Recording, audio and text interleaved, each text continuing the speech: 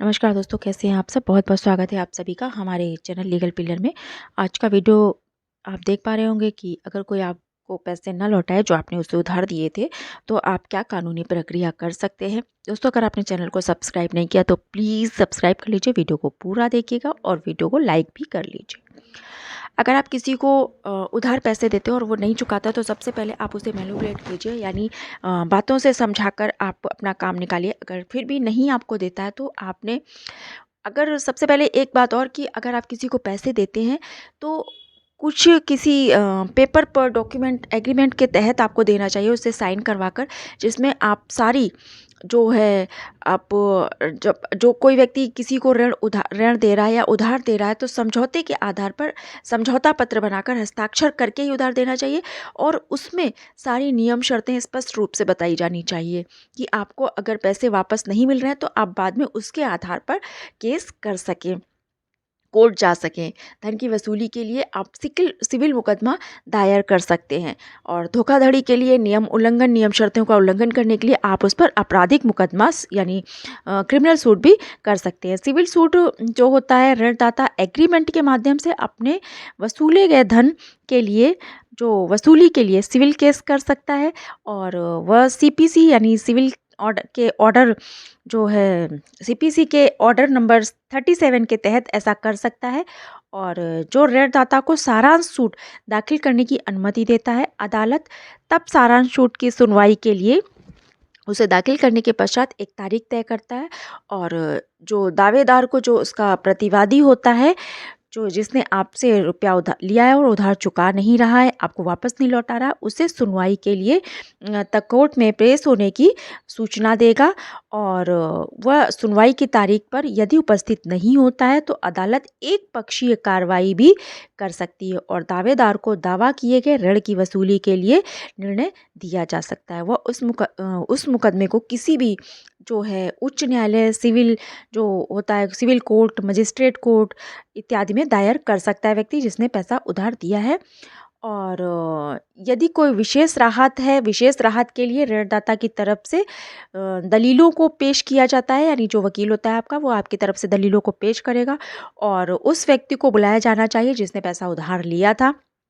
यानी अदालत उसे उधार जिसने लिया है उसको मतलब अपने समक्ष, कोर्ट के समक्ष पेश करने का, उपस्थित होने का आदेश देती है। और उसके लिए निश्चित सपोर्ट के रूप में निश्चित दस्तावेजों की भी आवश्यकता होती है। अगर आपने कोई ऐसे डॉक्यूमेंट्स है, कोई गवाह है, सबूत है, तो उसे भी आपको पेश करना चाहिए। साथ में सादी प्रतियां और नोटिस भी।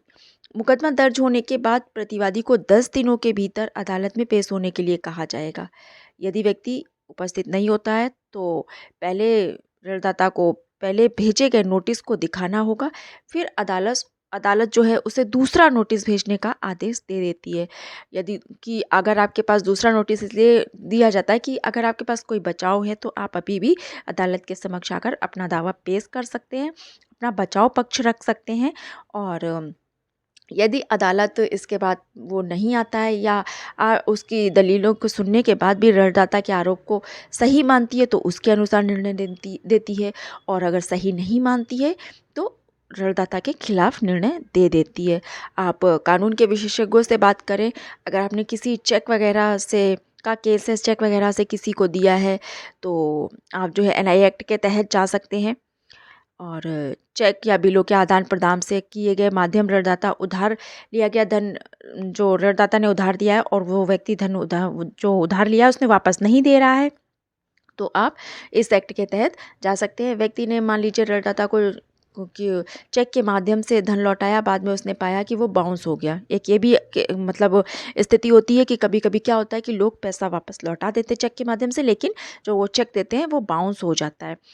तो इस स्थिति में एनआई एक्ट की धारा 138 के तहत व्यक्ति मुकदमा कर सकता है। व्यक्ति को 30 दिनों के भीतर चुकाने की का समय दिया जाता है। यदि व्यक्ति उसमें विफल हो जाता है तो ऋणदाता उसके खिलाफ जो है आपराधिक यानी क्रिमिनल सूट भी कर सकता है। अगर अदालत उस व्यक्ति को दोषी पाता है तो उस व्यक्ति को जिसने ये क्राइम किया है, पैसा वापस नहीं किया, इतना सब होने के बाद भी उसे 2 साल की सजा होगी, और जारी किए गए चेक की राशि का 2 गुना भुगतान करना होगा।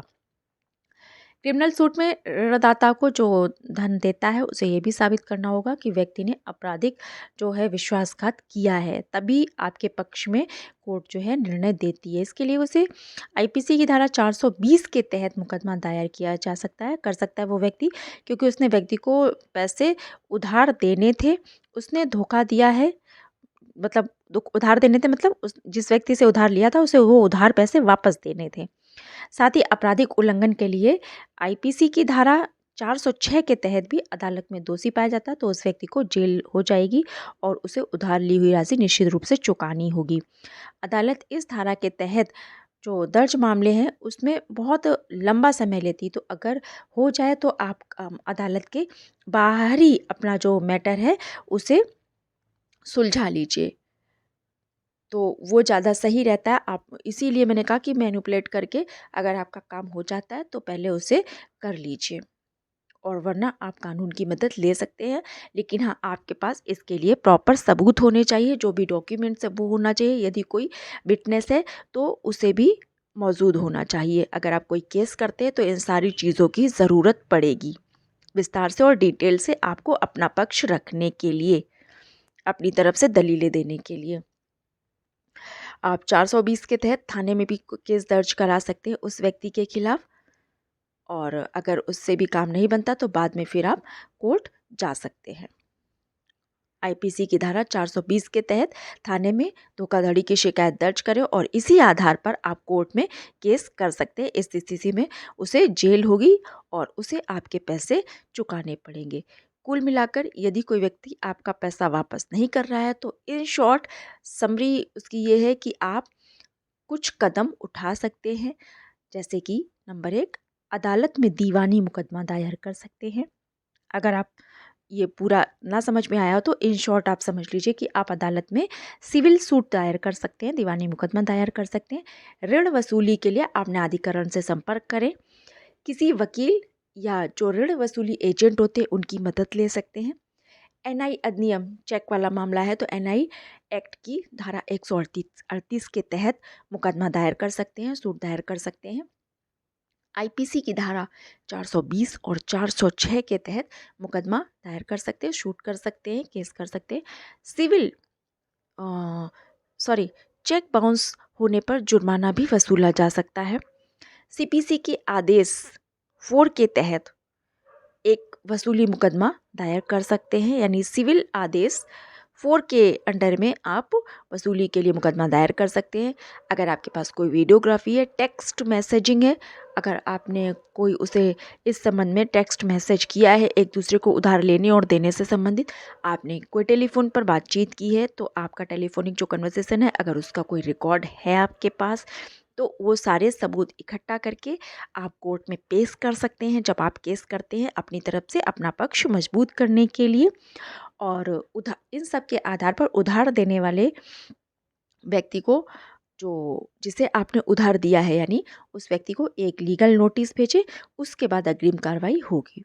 और अगर आप कर सकते हैं तो कोर्ट के बाहर सेटलमेंट कर लें। इसके लिए आपको लोक अदालत, आर्बिट्रेशन या सुलह का विकल्प भी चुन सकते हैं। तो वीडियो कैसा लगा? आपके पास भी कोई जानकारी है इस संबंध में तो हमें बताइएगा। कुछ छूटा है तो बताइएगा।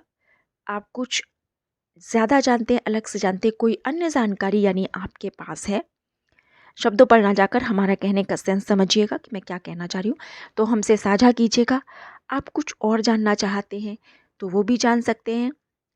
हाँ, कमेंट के बजाय आप मेल में अगर आप अपने सवाल पूछें, अपनी जानकारी साझा करें तो वो ज़्यादा अच्छी होती है, क्योंकि उसमें सीक्रेसी बनी रहती है और बहुत सारी चीज़ें ऐसी होती हैं जो मैं खुलकर इस पर कमेंट्स में रिप्लाई नहीं करती हूँ। तो आप मेल कीजिए, उसमें मैं आपकी ज़्यादा हेल्प कर पाऊँगी। बाकी अगर आपको कोई और मदद चाहिए तो आप ज़रूर लिखिएगा, हमें मेल कीजिएगा यानी कि।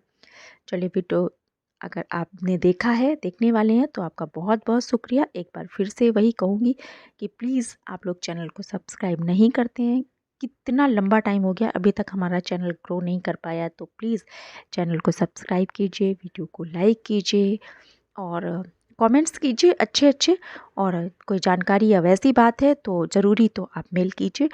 दूसरों के साथ शेयर कीजिए। तो एक बार फिर से आपका सभी का शुक्रिया। लाइक कीजिए, सब्सक्राइब कीजिए।